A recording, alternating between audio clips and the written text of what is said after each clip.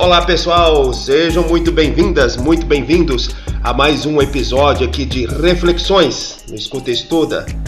E neste episódio eu quero trazer o assunto que está em alta nas redes sociais, no YouTube e em outras redes também, que é a presença do Pastor Mirim, a polêmica do Pastor Mirim, e que nos deixa atônito ver adultos perplexos, nos deixa perplexo ver adultos conferindo poder a uma criança, adultos chorando diante desta criança e ele manipulando de forma teatral tudo que nós podemos enxergar como fraude, fé e fanatismo.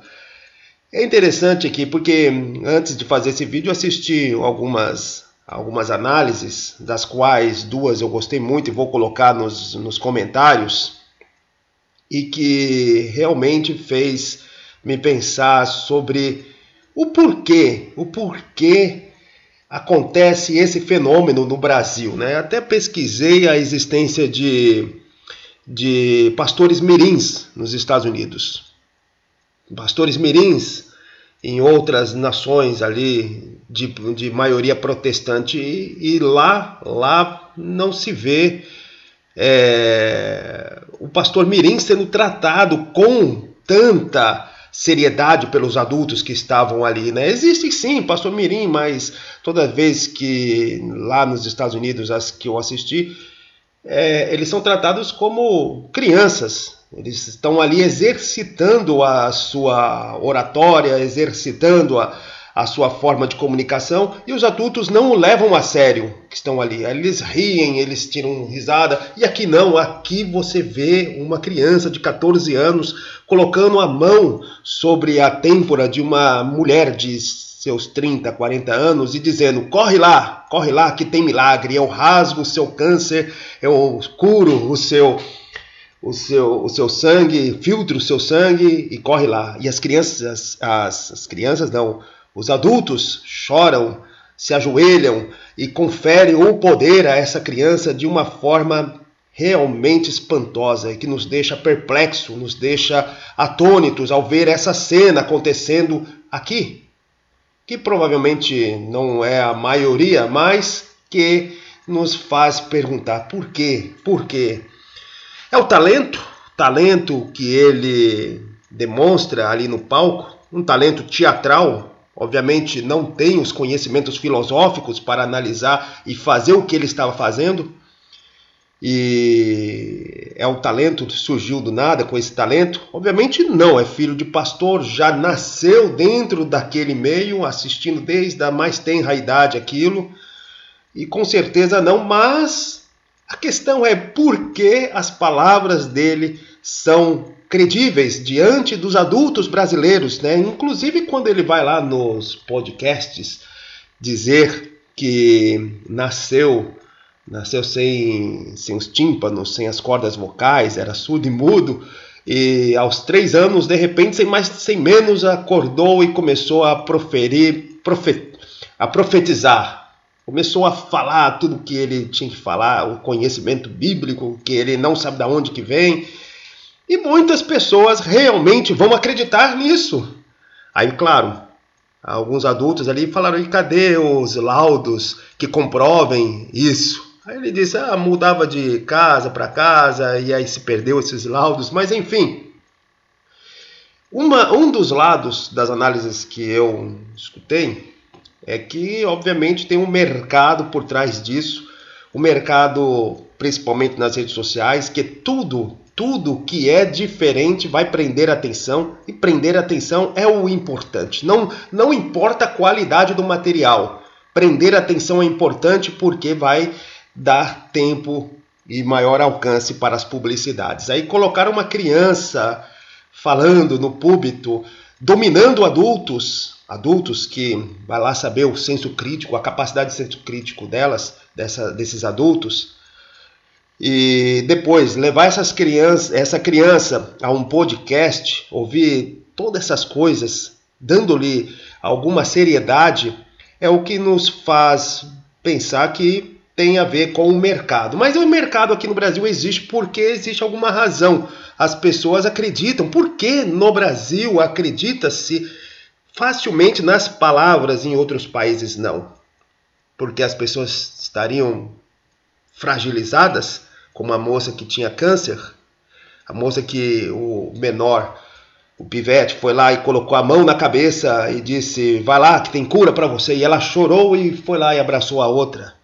Né? Seria este o motivo das pessoas estarem fragilizadas? Mas eu creio que não, porque fora essa mulher, existia dezenas de outras pessoas ali em volta, e eram quase todas adultas, e que essas adultas estavam assistindo e acreditando em uma criança de 14 anos, o que nos leva então a tentar entender essa sociedade brasileira que facilmente confere poder, confere seriedade a qualquer pessoa que fale qualquer coisa, né? E sendo uma criança.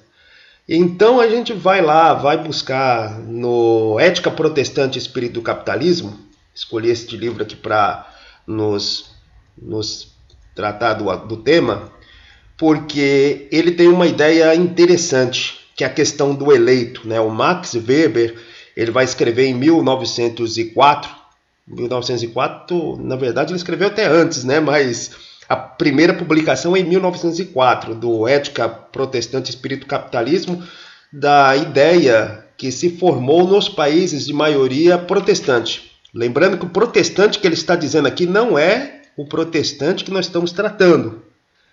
O protestante, que é o grupo social da onde emergiu esse menino e diversas outras figuras emblemáticas na cena brasileira, outros pastores mirins, políticos mirins e diversas outras, coaches, da onde emergiu, é um outro tipo de protestante, é o neopentecostal. Agora, o protestante mesmo que o Max Weber está dizendo é o protestante que não estava envolto do mercado das redes sociais, nem sequer tinha o rádio difundido, né? Era o protestante mesmo que tinha o tempo de estudar a Bíblia, criar uma ideia, uma reflexão sobre o material de adoração deles.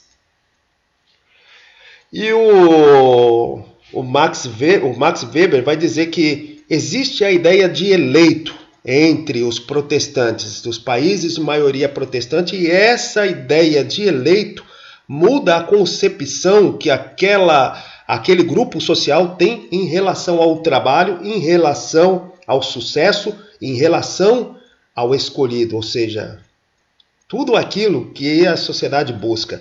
Diz um trecho do livro, olha só, a única forma de o indivíduo confirmar sua própria eleição é em relação a Deus, que Deus o escolheu, era por meio de uma vida ascética, disciplinada e voltada para o trabalho. O sucesso material era interpretado como sinal da bênção divina, diz Max Weber no livro Ética Protestante e Espírito do Capitalismo.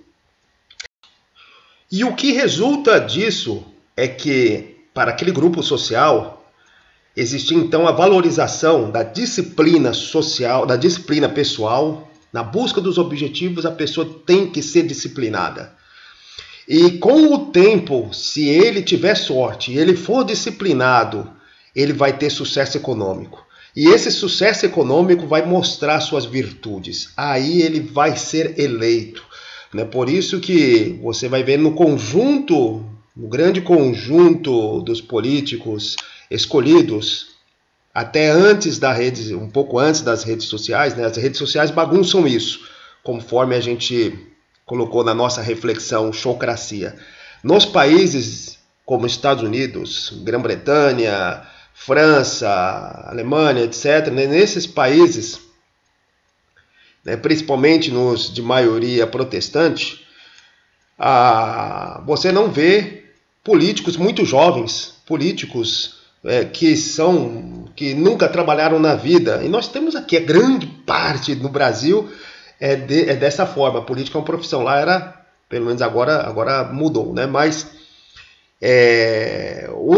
essa sociedade passa a escolher os seus representantes e conferir-lhes poder, conferir-lhes seriedade através dos sinais, ou seja, de uma vida de sucesso, uma vida séria, uma vida de trabalho. Então, ele não precisa apenas falar, ele tem que trabalhar, demonstrar que a sua vida foi digna, que a sua vida, pelo menos um pequeno pedaço dela, foi digna. Então, você não vê isso lá.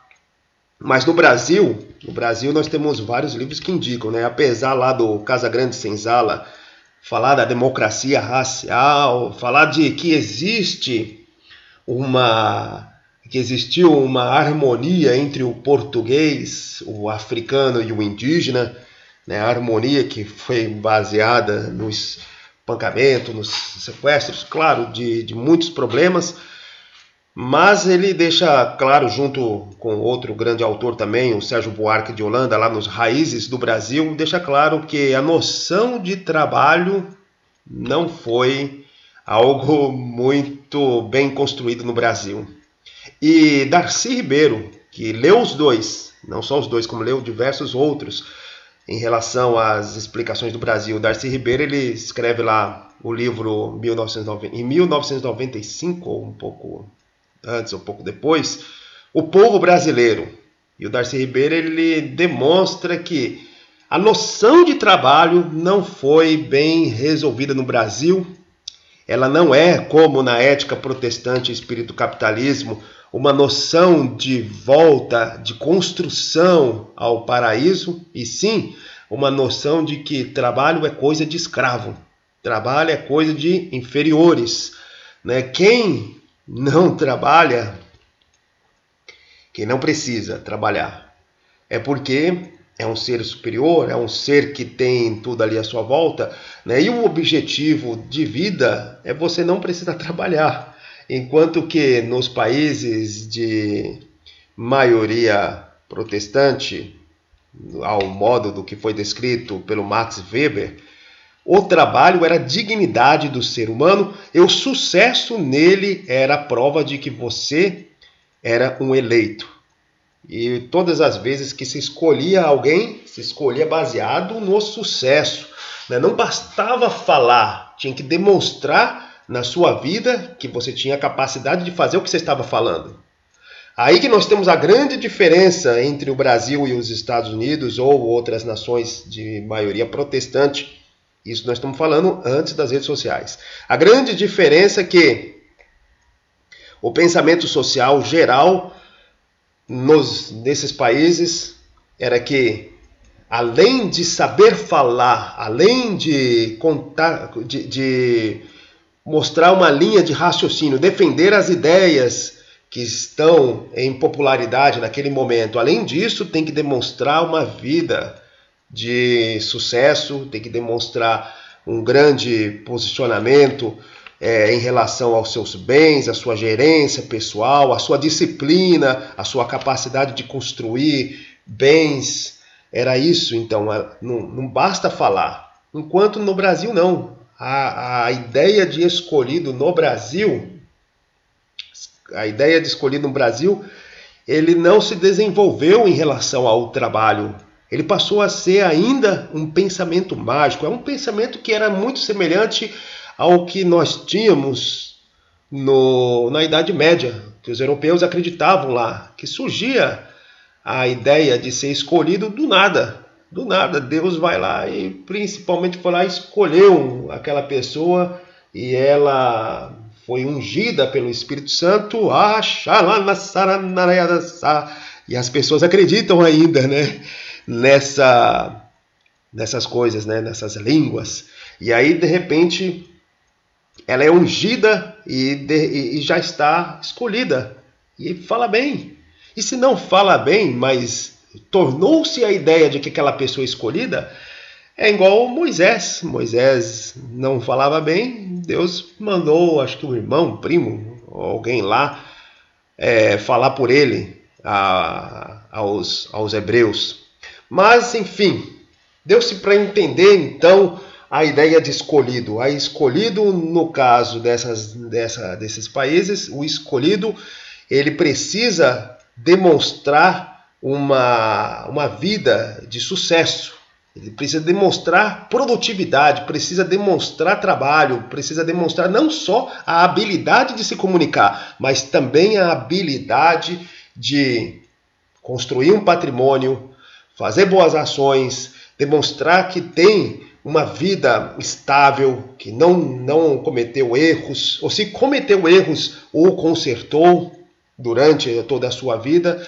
E aí sim, as pessoas, pelo menos a maioria das pessoas, até o surgimento das redes sociais, as pessoas vão escolher esse indivíduo como seu representante. Eu digo antes das redes sociais porque agora a onda das redes sociais inverteu isso. A pessoa não precisa mais mostrar uma vida de trabalho. Ele precisa demonstrar que ele está contra o sistema, ele está contra o inimigo, o adversário, o imaginário que se criou, né? Porque no momento que as redes sociais ligaram pessoas a pessoas e a uma rede total, as pessoas deixaram de também ter conectividade com a própria realidade. E aí, realidades paralelas começaram a se formar, né? Mundos como mundos de povoados nas religiões, povoados por querubins, demônios, anjos, etc. Eles só existiam no momento que o indivíduo ia para a igreja. Ali na igreja ele era lembrado que existe Satanás, que existe, no ponto de vista dele, que existe os anjos, os querubins das histórias bíblicas, mas agora não, está aqui no celular, e ele a todo momento ele está sendo lembrado de que existe isso, existe, e aí vira uma neurose crônica, e obviamente essa neurose, esse estado de ansiedade permanente tira o senso crítico.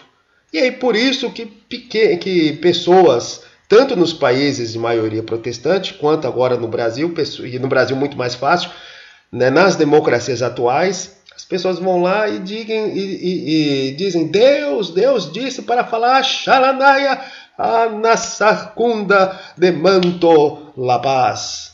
Eles falam isso e as pessoas realmente acreditam que ali estava saindo alguma coisa com algum significado. Por quê? Porque existe agora um estado de ansiedade com as redes sociais, um estado de ansiedade crônico, a todo momento. Impede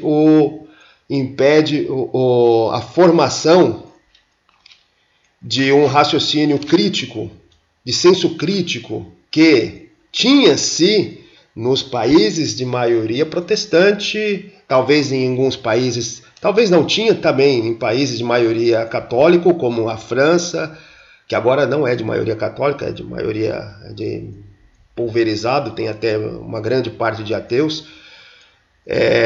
Mas no Brasil, Farejo pelo povo brasileiro, o livro do povo brasileiro de Darcy Ribeiro e outros livros como Raízes do Brasil, Farejo que não existiu e nunca existiu e agora está mais longe de existir este senso crítico, né? Ao ver adultos se prostrando, adultos se ajoelhando e levando a sério o teatro feito por uma criança de 14 anos. E aí que nós temos esta questão ali, né, bem pronunciada, né, de que na necessidade. Mas isso não só está restrito ao pastor mirim, ele é apenas um sintoma do que está acontecendo por toda a sociedade brasileira. Nossos representantes são jovens que nunca trabalharam na vida. Tem deputado aí que nunca trabalhou na vida, né? Vereadores que apenas aprenderam a falar qualquer coisa e não possuem um histórico de trabalho na vida e são eleitos e hoje se tornam populares nas redes sociais, e ao se tornarem populares nas redes sociais, pronto, já é o pulo. Coaches que possuem uma vida nebulosa, algo terrível que não se sabe exatamente como acumulou uma certa riqueza, vendendo fumaça, pegando a esperança das pessoas e vendendo para essas próprias pessoas, porque elas não conseguem compreender. O senso crítico brasileiro, infelizmente, é muito baixo. E as pessoas não conseguem compreender que aquilo que o sujeito está vendendo é o próprio desejo que já está nela.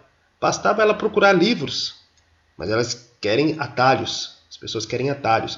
Bastava procurar livros, ler esses livros, né? E para se tentar buscar o sucesso, vai ler livros. Leia os livros interessantes, mas leiam livros de pessoas que realmente têm a ver com aquela ação, sei lá, Hidalberto Chavinato, sobre administração, comportamento organizacional, né, administração. Vai ler livros sobre psicologia, a inteligência emocional do Daniel Goleman. Vai ler livros disso, aí se desenvolve mentalmente. Mas as pessoas querem atalhos, aí contratam lá os coaches. Aí o coach diz para você, grita, fala lá, ha, ha, ha. E as pessoas pagam somas vultuosas para que gritem isso. Ou então vão às igrejas, pagam para crianças de 14 anos colocarem a mão nas suas cabeças e terem uma esperança que, na verdade, é mais ali um desespero.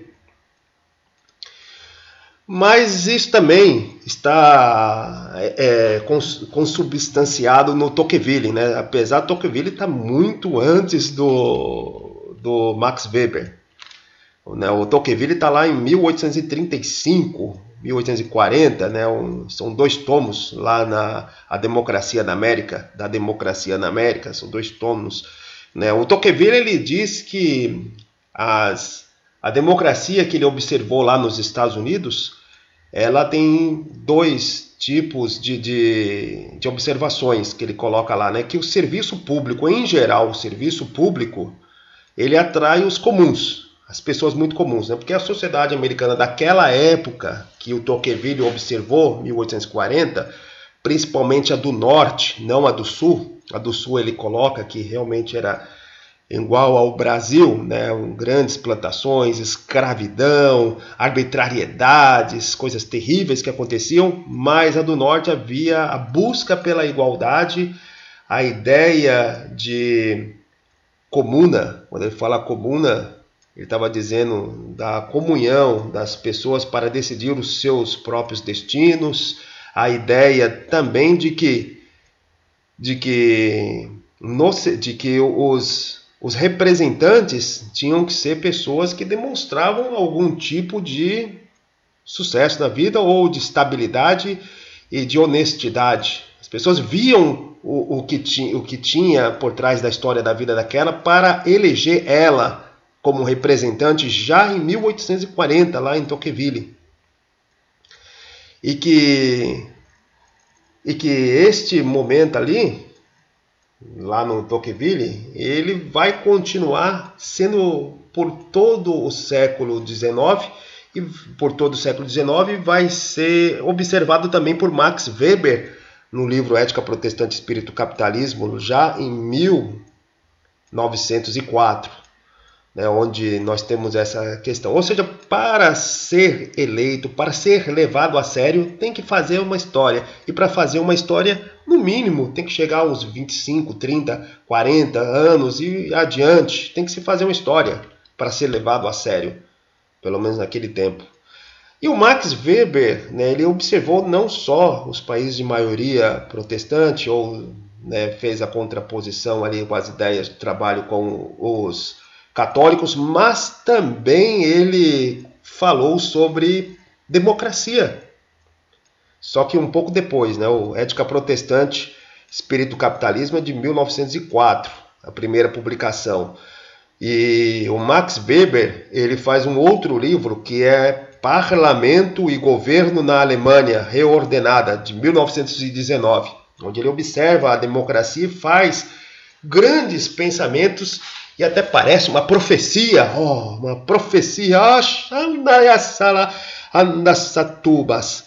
E essa profecia aqui do irmão Max Weber é o seguinte, está no livro Parlamento e Governo na Alemanha Reordenada, de 1919, só conferir lá. A democratização ativa da massa, a democratização ativa da massa que ele estava dizendo é manter as massas em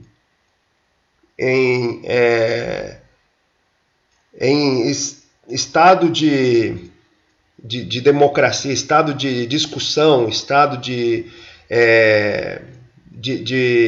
exercer a sua escolha, de pensar a sociedade a todo momento, né, que ele chama a democratização ativa da massa. A democratização ativa da massa significa que o líder político adquire a confiança e a fé que as massas depositam nele. Na busca deste poder, alguns poderão usar os meios de demagogia de massa, né? E aí ele preveu que essa competição entre os líderes para terem a confiança e a fé das massas, alguns desses líderes abririam mão da sua ética e utilizariam os meios de demagogia, que são meios emocionais, meios de emocionar e não trazer a racionalidade, o senso crítico, e sim a emoção. Daí que vai surgir depois o fascismo, o nazismo, outras formas de emoção, né? E isso, nós estamos falando aqui do livro dele de 1919, né? O socialismo já tinha sido colocado, já tinha tomado o poder na Rússia e depois já estava na formação da União Soviética. Então ele não está tratando disso. Está tratando, sim, de que a democracia, a competição dos líderes levaria a utilizar os meios de demagogia, os meios emocionais, muito mais do que a razão.